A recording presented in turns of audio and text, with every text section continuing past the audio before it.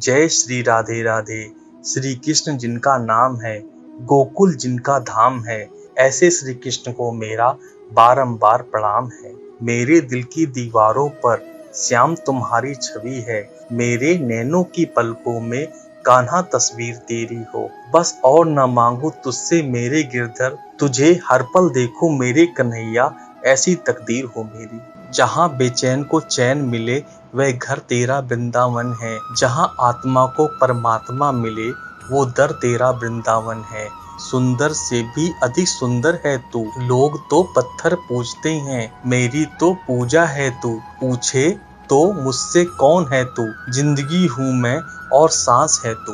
भाव बिना बाजार में वस्तु मिले ना मोल, तो भाव बिना हरि कैसे मिले जो है बहुत अनमोल। तुम क्या मिले कि सांवरे मेरा मुकद्दर संवर गया, उजड़े हुए नसीब का गुलशन निखर गया। अजीब नशा है अजीब खुमारी है, हमें कोई रोग नहीं, बस जय श्री राधे कृष्णा राधे कृष्ण बोलने की बीमारी है।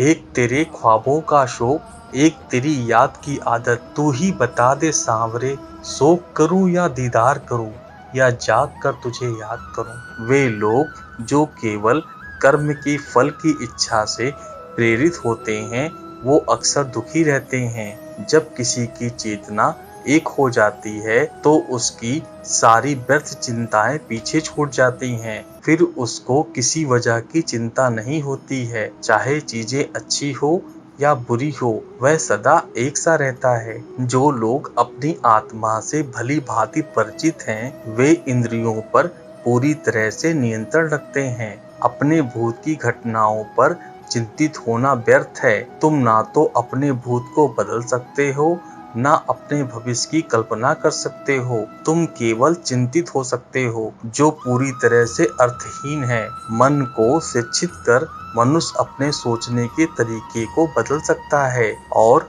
कोई भी कदम उठाना सीख सकता है। यह योग का केंद्रीय सिद्धांत है। संसार में जीवित रहने के लिए कर्म करते रहना चाहिए। अपने कर्तव्यों से दूर रहकर कर्म से बचने की कोशिश नहीं करनी चाहिए। जो सुना है उस पर विश्वास करो। कुछ लोग अपने विवेक से मुझे अपना बनाते हैं, कुछ लोग ज्ञान से, कुछ लोग कर्म से, कुछ योग से। तुम मुझे किस प्रकार प्राप्त करना चाहते हो, तुम मुझे किस रूप में प्राप्त करना चाहते हो, यह पूरी तरह तुम्हारे ऊपर है। तुम जिस रूप में मुझे बुलाओगे मैं उस रूप में हाजिर हो जाऊंगा। अपने हर एक काम के लिए मेरा स्मरण करो। मैं वादा करता हूँ तुम मेरे प्रिय बने रहोगे। जो मेरा प्रिय है उनको मौत का भय नहीं रहता है। मौत उनके लिए मात्र पुराने वस्त्र उतारने के बराबर है। इस दुनिया का आकार प्रत्येक मनुष्य के लिए अलग अलग है। मनुष्य अपनी सोच और कर्म से इस दुनिया में आकार निर्धारित करता है। अपरिपक्व लोग सोचते हैं कि ज्ञान और कर्म अलग अलग है, लेकिन बुद्धिमान उन्हें एक नहीं मानते हैं।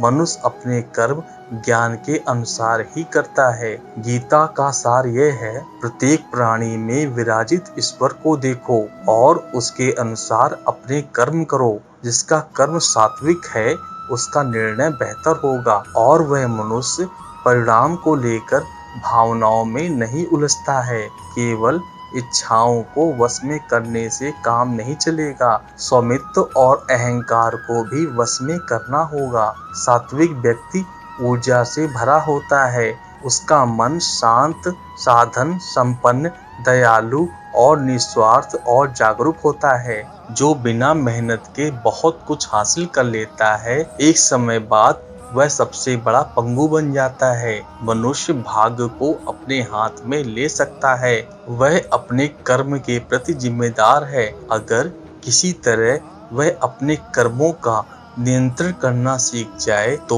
भाग्य उसके नियंत्रण में आ सकता है। कृष्ण की छवि अनिवार्य रूप से सभी मानव जाति में पाई जाती है। कृष्ण सभी के पास संपूर्ण रूप से स्थित हैं, क्योंकि कृष्ण की छवि ही पूरे मानव जगत का स्रोत है।